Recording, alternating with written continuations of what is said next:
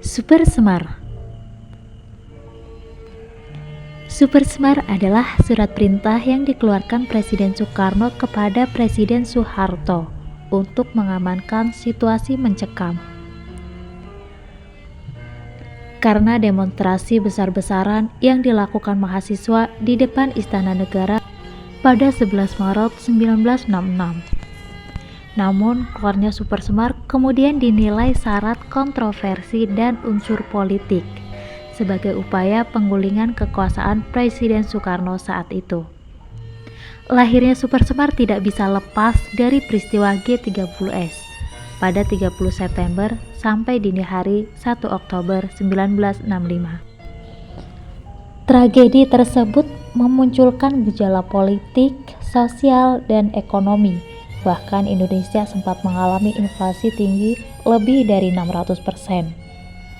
Para mahasiswa yang tergabung dalam Front Pancasila pun melakukan aksi protes dan menuntut adanya tindak lanjut Presiden Soekarno.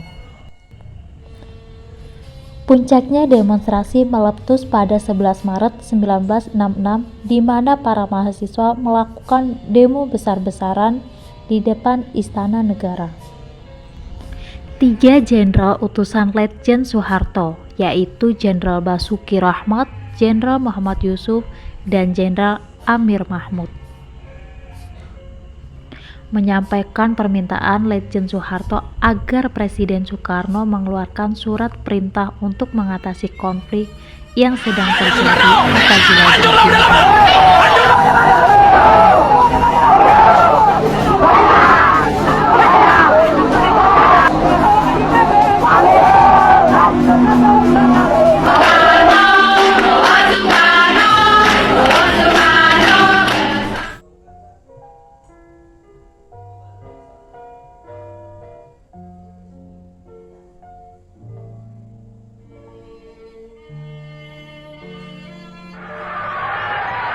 Syukur kepada Tuhan Yang Maha Esa bahwa Ia telah melindungi dan menuntun negara dan bangsa kita hingga kita dengan selamat telah sampai kepada hari yang berbahagia sekarang ini.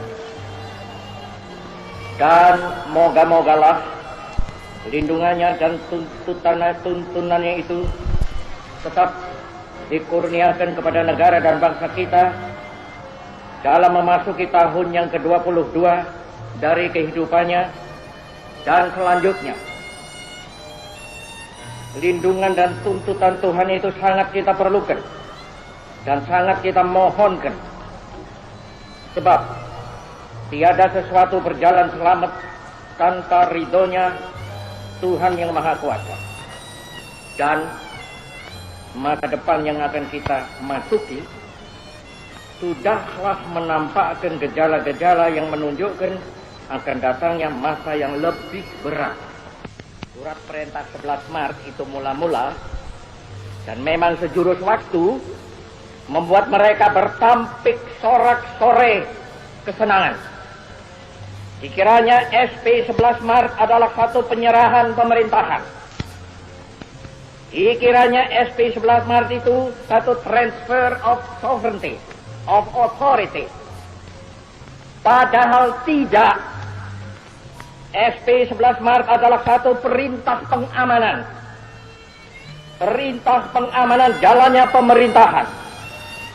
Pengamanan jalannya ini pemerintahan. Demikian kataku pada waktu melantik kabinet. Kecuali itu, juga perintah pengamanan keselamatan pribadi Presiden. Perintah pengamanan wibawa Presiden. Perintah pengamanan ajaran Presiden. Perintah pengamanan beberapa hal. Dan Jenderal Soeharto telah mengerjakan perintah itu dengan baik. Dan saya mengucap terima kasih kepada Jenderal Soeharto akan hal ini.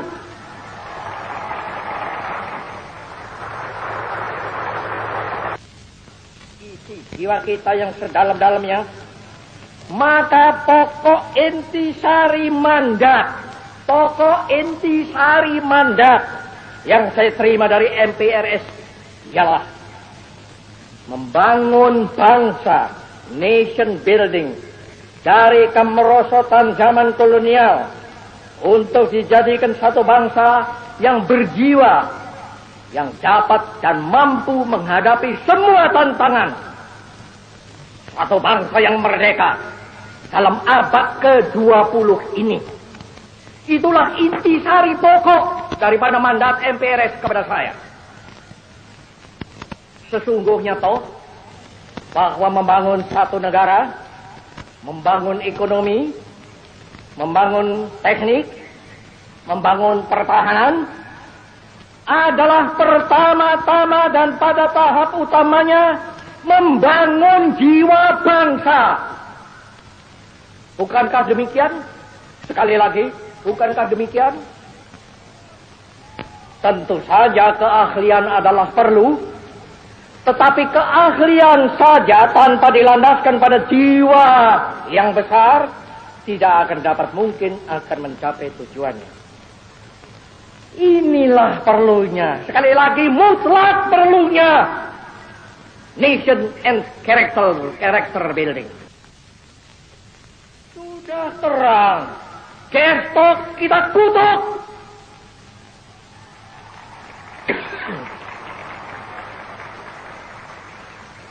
Dan saya mengkutuk pula.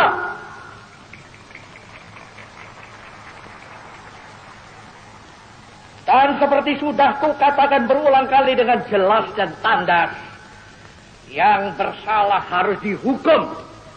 Untuk itu aku bangunkan Mahmiluk. Tetapi kenapa kita sesudah terjadinya gestok itu harus robah haluan? Kenapa kita sesudah terjadinya gestok itu harus melempar jauh beberapa hal yang sudah nyata baik? Tidak. Pancasila, Panca-Ajimat, Trisakti harus kita pertahankan terus